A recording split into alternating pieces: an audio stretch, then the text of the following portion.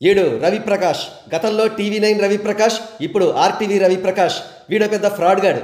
వీడి నక్క వేషాలను భరించలేక టీవీ9 యాజమాన్యం వీడిని తన్ని తరిమేసింది. ఆ తర్వాత వీడు కేసులకు భయపడి కాకులు దూరని కారణంలోకి పారిపోయాడు.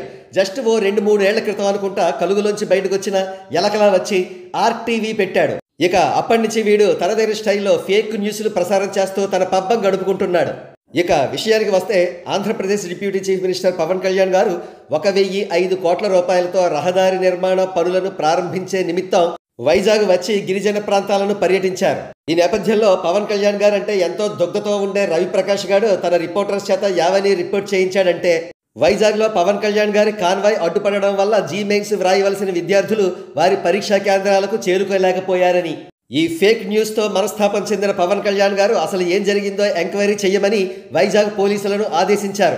వైజాగ్ పోలీసులు రవిప్రకాష్ గారిని చెప్పు తీసుకుని చెంప పగలగొట్టినట్లుగా ఒక ప్రెస్ నోటు రిలీజ్ చేశారు. ఆ ప్రెస్ నోటు ఈ విధంగా ఉంది. విశాఖపట్నం సిటీ పోలీస్ పైన పేర్కొన్న పరీక్షల అడ్మిట్ కార్డు ప్రకారం ప్రతి అభ్యర్థి ఉదయం 7 గంటలకు రిపోర్ట్ చేయాలి మరియు పరీక్షా కేంద్రం యొక్క గేట్ ఉదయం 8:30 మూసివేయబడుతుంది. అయితే గౌరవ డిప్యూటీ సీఎం కాన్వాయ్ ఉదయం 8:41 సదర్ జంక్షన్ గుండా వెళ్ళింది. కాబట్టి ఉదయం 8:41 ఆ ప్రాంతం గుండా గౌరవనీయ డిప్యూటీ సీఎం కదలికకు ఉదయం 7 గంటలకు రిపోర్ట్ చేయాల్సిన విద్యార్థులు ఆలస్యంగా రావడానికి ఎటువంటి సంబంధం లేదని స్పష్టంగా తెలుస్తుంది.